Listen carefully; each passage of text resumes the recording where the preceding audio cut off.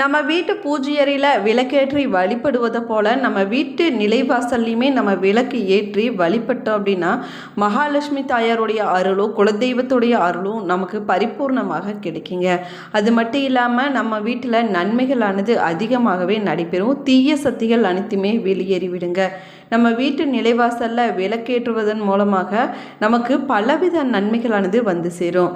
நிலைவாசலில் விளக்கேற்றும் போது நம்ம கவனிக்க வேண்டிய விஷயங்கள் என்ன என்பதை பற்றி தான் இந்த பதிவில் நம்ம விரிவாக பார்க்க போகிறோம். வீடியோவை ஸ்கிப் பண்ணாமல் முழுசாக பாருங்கள். நம்ம சேனலை இப்போ தான் ஃபர்ஸ்ட் டைம் பார்க்குறீங்க அப்படின்னா நம்ம சேனலை சப்ஸ்கிரைப் பண்ணலன்னா சப்ஸ்கிரைப் பண்ணிக்கோங்க. கூடவே இருக்கிற பெல் ஐக்கானையும் ப்ரெஸ் பண்ணிக்கோங்க.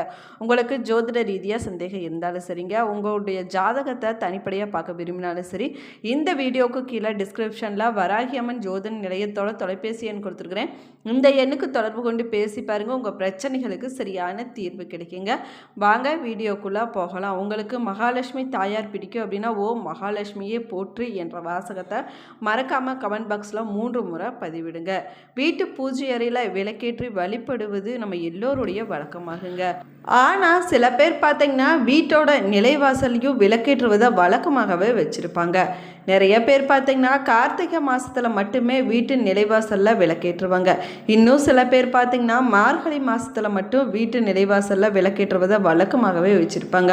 ஆனால் அனைத்து மாதங்களையுமே நம்ம வீட்டு நிலைவாசலில் விளக்கேற்றுவது ரொம்பவே சிறப்பானது அப்படின்னு சாஸ்திரத்தில் சொல்லப்பட்டிருக்குதுங்க. வீட்டு நிலைவாசலில் விளக்கேற்றுவது செல்வத்தின் அதிபதியான மகாலட்சுமி தாயாரை நம்ம வீட்டுக்கு வரவேற்பதற்கான ஒரு ஆன்மீக அடையாளமாகவும் சொல்லப்பட்டிருக்குது. அதே போல் நம்முடைய முன்னோர்கள் மாலை நேரத்தில் வாசலில் விளக்கேற்றினா வீட்டில் நேர்மறையான ஆற்றல்களானது அதிகரிக்கும் அப்படின்னு சொல்லியிருக்கிறாங்க. அது மட்டும் இல்லாமல் தீய சக்திகள் அனைத்துமே விலையேறி விடுமாங்க. ஆனால் இந்த வழிபாட்டினோட முழு பலனையும் பெற சில குறிப்பிட்ட விதிகளை நம்ம பின்பற்றுவது ரொம்பவே முக்கியமானதாக சொல்லப்பட்டிருக்குது. அதுலேயும் நிலைவாசலில் நம்ம விளக்கேற்றும் போது நம்ம செய்யக்கூடாத விஷயங்கள் என்ன அப்படின்னு மறந்து கூட செய்யக்கூடாத விஷயங்கள் என்ன அப்படின்னு தாங்க நம்ம பார்க்க போகிறோம். நம்ம வீட்டை நிலைவாசலில் விளக்கு ஏற்றுவதற்கு ரொம்பவே உகந்த நேரம் சந்தியா காலம் என்று சொல்லக்கூடிய அந்தி சாயும் பொழுதாகுங்க. அதாவது மாலை 5:30 மணி முதல் 6:30 மணிக்குள்ளான நேரத்தில் நம்ம விளக்கேற்றுவது ரொம்பவே சிறப்பு வாய்ந்ததாகும்.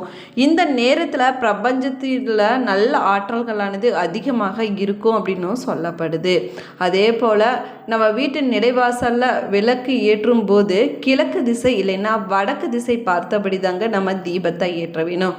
கிழக்கு திசையை நோக்கி நம்ம தீபத்தை ஏற்றோம்னா உடல் ஆரோக்கியமானது நல்ல முன்னேற்றம் கிடைக்கும் அப்படின்னு சொல்லப்படுது. வடக்கு திசையை பார்த்து நம்ம தீபம் ஏற்றினோம்னா செல்வ வளமானது பெருகுங்க. தெற்கு திசையை பார்த்தபடி நம்ம விளக்கேற்றுவதை தவிர்த்து கொள்வது ரொம்பவே நல்லதுங்க. அதே போல் வீட்டிற்கு உள்ளிருந்து வெளியில் வரும்போது வாசலோட வலது புறத்தில் விளக்க இருக்க வேணுங்க.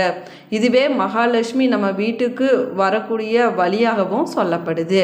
நம்ம தீபம் ஏற்றும்போது பயன்படுத்த வேண்டிய எண்ணெய் பார்த்திங்கன்னா பசுநெய்யை கொண்டு நம்ம விளக்கேற்றுவது ரொம்பவே சிறப்பு வாய்ந்ததாகுங்க. அது கிடைக்கல அப்படின்னு சொல்லக்கூடிய பட்சத்தில் நல்லெண்ணெயை பயன்படுத்தி கூட நம்ம விளக்கேற்றலாங்க. இப்படி செய்வதனால கிரக தோஷங்கள் அனைத்துமே நீங்கி விடுங்க, அமைதியை கொடுக்கும் அப்படின்னும் சொல்லப்படுது. அதே போல் குப்பை இல்லைன்னா அழுக்கு நிறைந்திருக்கக்கூடிய இடத்துல ஒருபோதும் நம்ம விளக்கேற்றக்கூடாதுங்க. வாசலை நம்ம சுத்தமாக துடைத்து கோலம் போட்ட பிறகு மலர்களால் நம்ம அலங்காரம் செஞ்ச பிறகு தாங்க நம்ம வீட்டு நிலைவாசலில் நம்ம விளக்கேற்ற வேணும். இப்படி நம்ம விளக்கேற்றுவதனால லக்ஷ்மி கடாட்சகமானது அதிகரிக்கும் அப்படின்னு சொல்லப்படுது. விளக்க ஒருபோதும் நீங்கள் நேரடியாக தரையில் வைத்து ஏற்றக்கூடாதுங்க. ஒரு சின்ன மரப்பலகையை எடுத்துக்க வேணுங்க. அதில் பித்தளை தட்டு இல்லைன்னா பூக்கள் மற்றும் தானியங்களை பரப்பி அந்த பீடத்தின் மீது தாங்க நீங்கள் விளக்கை ஏற்ற வேணும். இது அக்னி தேவனுக்கு நம்ம அளிக்கக்கூடிய மரியாதையாகவும் சொல்லப்படுது. மேலுமே பார்த்தீங்கன்னா பயன்படுத்தக்கூடிய அகல் விளக்கில் விரிசல் ஏற்படாமல் இருக்க வேணுங்க. ஒவ்வொரு முறையும் பழைய திரியை மாற்றிவிட்டு புதிய திரியை பயன்படுத்தி தாங்க நம்ம விளக்கேற்ற வேணும். இப்படி ஏற்றுவதனால நம்மளுடைய வீட்டுக்கு நல்ல பலன் பலன்களானது கிடைக்கும் அப்படின்னு சொல்லப்படுதுங்க. அதே போல் பழைய அகல் விளக்குகளை நீங்கள் பயன்படுத்தும் போது அதை கழுவி விட்டு சுத்தமாக துடைத்து விட்டு அதுக்கு பிறகு தாங்க நீங்கள் பயன்படுத்த வேணும். இந்த எளிய விதிமுறைகளை நீங்கள் பின்பற்றி மாலை நேரத்தில் தீபம் ஏற்றி நீங்கள் வழிபட்டுட்டு வந்தீங்கன்னா உங்கள் வீட்டில் இருக்கக்கூடிய இருளானது நீங்கி மங்களமும் மகிழ்ச்சியும் நிறைந்த சொர்க்கமாக மாறிவிடுங்க. இந்த முறையில் நீங்கள் அதிகாலை நேரத்தில் பிரம்ம முகூர்த்த வேலையில் விளக்கேற்றுவது இன்னுமே அதீதமான பலன்களை பெற்றுக் கொடுக்கும் அப்படின்னு சொல்லப்படுது. பொதுவாக பார்த்தீங்கன்னா அதிகாலையில் எந்திரிச்சு பிரம்ம முகூர்த்த நேரத்தில் நம்ம வீட்டு நிலைவாசலில் விளக்கேற்றுவது ரொம்பவே விசேஷமான பலன்களை பெற்றுக் கொடுக்குங்க. பிரம்ம முகூர்த்த நேரத்தில் தான் 30 முக்கோடி தேவர்களும் அகிலம் ஆளக்கூடிய தெய்வங்களும் பூமிக்கு வருவாங்க அப்படின்னு ஐதீகமாக சொல்லப்படுதுங்க. இந்த நேரத்தில் நம்ம வீட்டு நிலைவாசலில் மஞ்சள் குங்குமம் வைத்து வாசலுக்கு கீழே விளக்கேற்றி வைத்து வழிபட்டுட்டு வந்தோம்னா நம்முடைய குடும்பத்தில் எந்த விதமான தோஷங்களும் நெருங்காது அப்படின்னு சொல்லப்படுதுங்க.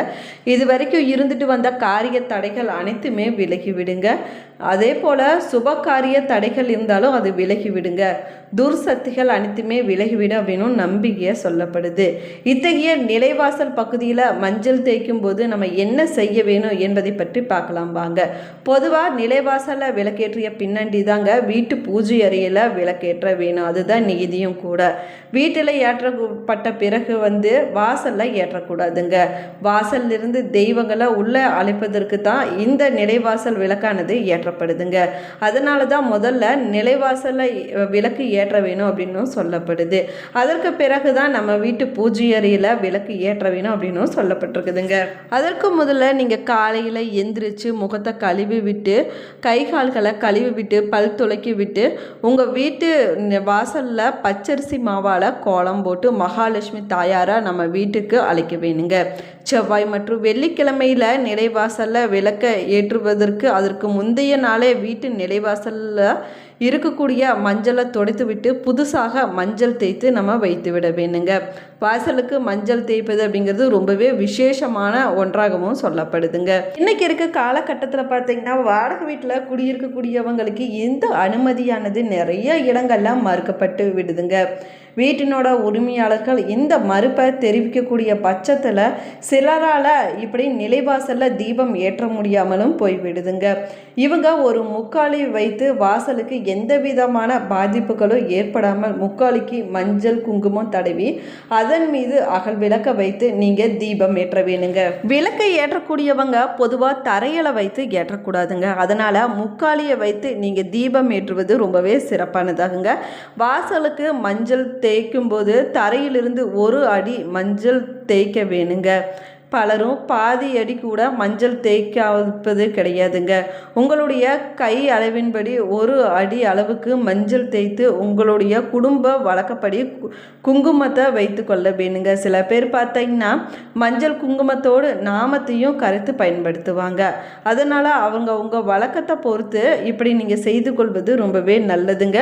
அதற்கு பிறகு அடுத்த நாள் காலையில் இதே போல் எந்திரிச்சு கோலம் போட்டு வாசல் படியில் விளக்கேற்றி வைத்து விட்டு அதற்கு பிறகு நம்ம வீட்டு பூஜை அறையில் விளக்கேற்றி வைக்க வேணுங்க. பூஜை அறையில் விளக்கு ஏற்றும் பொழுது திரும்ப போய் படுத்து கொள்ளக்கூடாதுங்க. பிரம்ம முகூர்த்தத்தில் விளக்கு ஏற்றுவது ரொம்பவே விசேஷமானதாக சொல்லப்படுதுங்க. அதே போல் பிரம்ம முகூர்த்தத்தில் விளக்கு ஏற்றுவது ரொம்பவே சிறப்பு வாய்ந்ததாகுங்க. அப்படி பெண்கள் செய்ய முடியாத பட்சத்தில் ஆண்கள் கூட செய்யலாங்க. அதில் தவறு ஒன்றும் கிடையாதுங்க. இது போல் ஒவ்வொரு செவ்வாய்க்கிழமை நாளும் வெள்ளிக்கிழமை நாளும் செய்பவங்களுக்கு எந்த விதமான பிரச்சனைகளுமே வராது அப்படின்னு சொல்லப்படுது. அது மட்டும் இல்லாமல் செல்வ செழிப்பானது ஏற்படுங்க. விளக்கு ஏற்றுவதனுடைய பலன்கள் அதனுடைய திசை எண்ணிக்கை மற்றும் முகங்களின் எண்ணிக்கையை பொறுத்து மாறுபடுங்க. உதாரணத்துக்கு பார்த்தீங்கன்னா கிழக்கு திசையை பார்த்தபடி நம்ம தீபம் ஏற்றி வழிபட்டோம் அப்படின்னா அனைத்து விதமான துன்பங்களும் விலகிவிடுங்க. வடக்கு திசையை பார்த்தபடி நம்ம தீபம் ஏற்றுவது செல்வம் பெருகுவதற்கு உதவும் அப்படின்னும் சொல்லப்படுது. 5 முக விளக்கு நல்வாழ்வை பெற்றுக் கொடுக்குங்க. 2 முக விளக்கு பார்த்தீங்கன்னா குடும்ப ஒற்றுமைக்கு வழிவகுக்கு அப்படின்னும் சொல்லப்படுது. மேலுமே நெய் தீபம் ஏற்றோம்னா ஐஸ்வர்யமானது பெருகுங்க. நெய் ஊற்றி தீபம் ஏற்றி வழிபட்டுட்டு வந்தோம்னா வீட்டில் சகல விதமான ஐஸ்வர்யங்களும் கிடைக்குங்க. கஷ்டங்கள் அனைத்துமே நீங்கி மகிழ்ச்சியான வாழ்க்கையானது கிடைக்கும். அது மட்டும் இல்லாமல் வருமானமானது அதிகரிக்கும் அப்படின்னும் சொல்லப்படுது. தீபத்தின் ஒளியில் லக்ஷ்மி தேவி வாசம் செய்கிறாங்க அப்படின்னும் சொல்லப்படுதுங்க. வீட்டில் நெய் தீபம் ஏற்றி வழிபட்டுட்டு வந்தோம்னா செல்வ செழிப்பானது அதிகரிக்குங்க. இந்த பதிவு உங்களுக்கு பயனுள்ள தகவல்களை கொடுத்துருக்குன்னு நினைக்கிறேன். இந்த பதிவு உங்களுக்கு பிடிச்சிருந்தால் லைக் பண்ணுங்கள், ஷேர் பண்ணுங்கள், கமெண்ட் பண்ணுங்கள். இன்னும் நம்ம சேனலை சப்ஸ்கிரைப் பண்ணலன்னா சப்ஸ்கிரைப் பண்ணிக்கோங்க. கூடவே இருக்கிற பெல் ஐக்கானையும் ப்ரெஸ் பண்ணிக்கோங்க. உங்களுடைய குல தெய்வத்துடைய பெயரையும் இஷ்ட தெய்வத்துடைய பெயரையும் மறக்காமல் கமெண்ட் பாக்ஸில் கமெண்ட் பண்ணுங்கள். உங்களுக்கு மகாலட்சுமி தாயார் பிடிக்கும் அப்படின்னா ஓம் மகாலட்சுமியே போற்று என்ற வாசகத்தை மறக்காமல் கமெண்ட் பாக்ஸில் 3 முறை பதிவிடுங்க. Thank you friends.